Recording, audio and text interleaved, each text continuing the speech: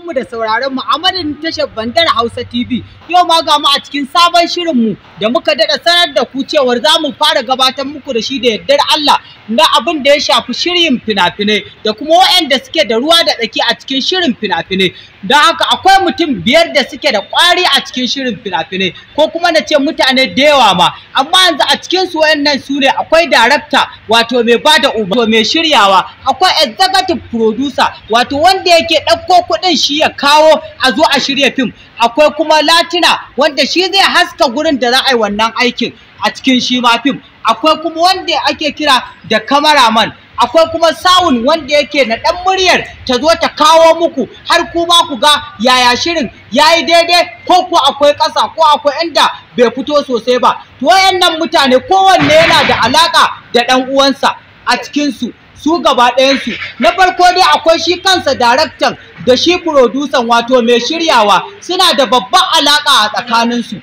Shi kansa daraktan da mai shiryawar shine ba mamaki ma shi mai shiryawar wato producer shi ya je nemo shi wannan darakta mai bada umarni ya zo ya saka su ya gaya masa kuma ga wannan fim shi nake so a yi wa mutane, idan da akwai gyara shi zai duba shi zai kalla ya gani me gyaransa me kuskuren da aka yi a ciki domin ya gyara, sannan ya zo ya ce ga yadda yake so abin nan ya tafi. Da haka shi kuma wato mai kyamara da shi kansa daraktan suna da babbar suma dangantaka sosai, domin shi wannan darakta shi zai zo ya leƙa shi wannan kyamara ya gani me aka yi kuskure me bai daidai ba, an mutane kowa ya fito yadda yake bukata shi wannan daraktan to fa ni'iman. Da haka kawai idan suka tashi sai su zo sai ya haska sai ya gani idan komai ya mata daidai sai ya ce kamera rolling ya ce rolling, da haka sai ya ce kawai action. Da haka idan suka yi wannan to idan an yi abun fayo yadda ake so to ana gama director zai ce action, zai kadar kenan ya ce cutting maimakon na farko da ya ce action. To kun ga kenan akwai dangantaka sosai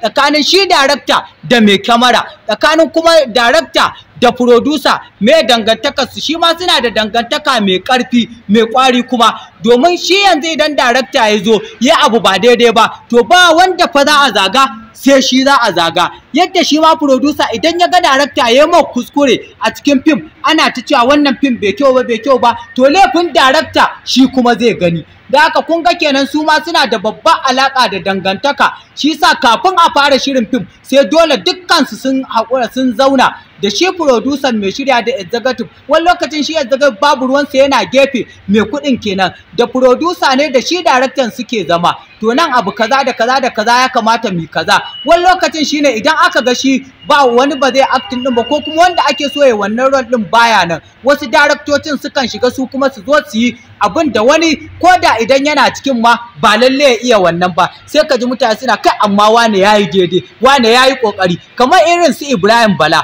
Kun ga su wannan daraktoci ne amma kuma suna fitowa a cikin fina-finai. Kun ga kenan ba haki wani lokacin role ne wani zai kasa ko kuma babu wanda zai yi a wannan lokacin kan kuma a kirawo shi a samu matsala sai a daɗe sai kawai kaga sun shiga ciki sai kaga sun yi daidai babir yadda kuma ake bukata kuma har ya zo gare ku kuma masu kallon mu da sauraron mu. Haka shi kuma sound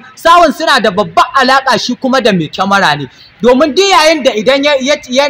saka kyamararsa ya seta ta to zai tambaye shi kana jin muryar kowa, idan ya ce idan ba a je ya ce to da Allah daga mana murya. Kun ga su ma suna da babbar dangantaka da alaka kenan da junansu, domin duk yayin da aka ji murya ta ƙasa duk da za a daɗa a kwamfuta to fa akwai matsala, dole sai an fara samunta a sabo sanda yake kyan rashin sosai ake ɗauka a lokacin shine za a yi ƙoƙari a jimaya muryar, domin akwai muryar da ba ta daɗa a kwamfuta ba an te karkar sosai, amma so samu tun daga lokacin gara a je a rage sound da kuma a ce an daɗa shi. To shine babbar dangantaka tsakanin shi mai sound da mai kyamara ya abun nan. To da haka sai shi kuma dangantare da mai fitila, wannan mai fitila yawanci sai da a ciki ko kuma yamma ta sauka babu haske, shi kuma a nan ne ake kirawo su a samu damar da za a zo a haska wannan guri, sannan su samu idan mai kyamara ya leƙa ya ga mutane sun yi daidai da lokaci da rana kenan sun fito tar to zai ce abu ya yi masa sai kawai ya saka kyamara sai ya kira darakta sai ya leƙa